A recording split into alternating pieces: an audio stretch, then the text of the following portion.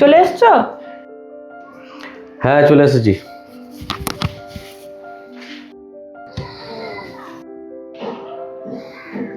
তোমার যা পয়সা লাগবে এটিএম কার্ডটা এখানে রইলো, তুলে নিও। পেমেন্ট হয়ে গেছে? হ্যাঁ, পেমেন্ট হয়ে গেছে, তাই তো এটিএম কার্ডটা তোমাকে দিলাম। তোমার যা প্রয়োজন হবে তুমি তুলে নিও। তাড়াতাড়ি যাও, রেডি হয়ে এসো, আমি তোমার প্রিয় সব খাবার দাবার রান্না করেছি। হুম।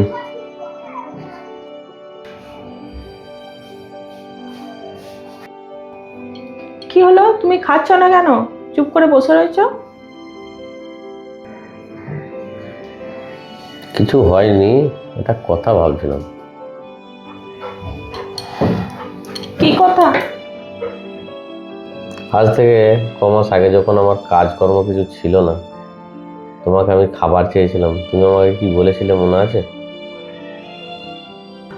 চলো খেতে দেবে, চলো।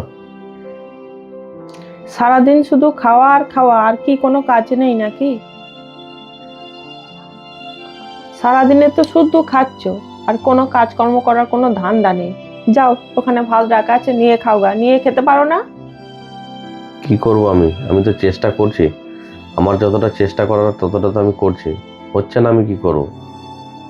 কেন যে তোমাকে বিয়ে করতে গেলাম আমি জানি না। আর এই জ্বালা কতদিন সহ্য করতে হবে, শুধু চেষ্টাই শুনে যাচ্ছি। দাঁড়িয়ে থেকো না, যাও নিজে নিজে ভাত বেড়ে খেয়ে নাও গা, কাজ তো কিছুই নেই।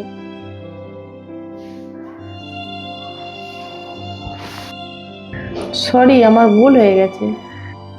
না না, ভুলটা তোমার নয়।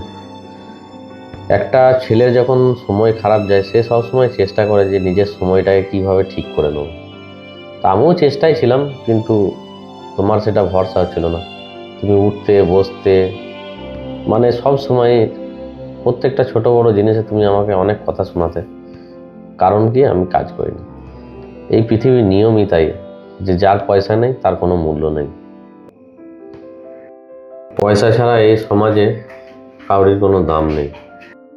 আমি ভালো করেই বুঝে গেছি পয়সার মূল্যটা কী জিনিস। যার পয়সা নেই সত্যি করেই এই সমাজে তার কোনো দাম নেই, তাকে কেউ ভালোবাসবে না, সে আপনজনই হোক বা যেই হোক। ঠিকই বলেছো, সেই সময়টা কিন্তু আমার একটু বোঝার দরকার ছিল। আমার অসময়ে সব থেকে কাছের হচ্ছে তুমি। তা আমার সুখ দুঃখ এগুলো আমি কাকে জানাবো? আমি তোমার সঙ্গেই শেয়ার করবো সব কিছু।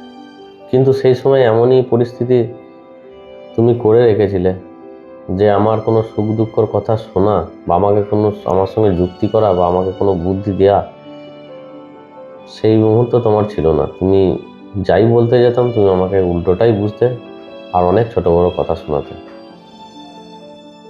তুমি আমাকে খারাপ ভেবো না, আমারও সংসারে প্রচুর চাপ ছিল, সেই জন্য তোমাকে আমি ছোট বড় কথা শুনিয়ে ফেলতাম। যাই হোক, আমার ভুল হয়েছে, তুমি আমাকে ক্ষমা করে দাও। না, আমি খারাপ কিছু ভাবি নাই তোমার বিষয়ে, কিন্তু আমি এটাই ভাবছি যে দেখো, যখন আমার কাজ ছিল না আমি খাবার চাইলেও তুমি আমাকে খেতে দিতে না, বলতে বেড়ে খেয়ে নাও। আজ যেই আমি স্যালারিটা পেলাম, দেখো তুমি আমার প্রিয় খাবারগুলো তুমি রান্না করেছো আমাকে খাওয়াবে বলে। এটা থেকে আমি এটাই বুঝতে পারলাম যে এই সমাজে যার পয়সা নেই তার কিন্তু কোনো দাম নেই, যার পয়সা আছে এই সমাজে তারই দাম আছে।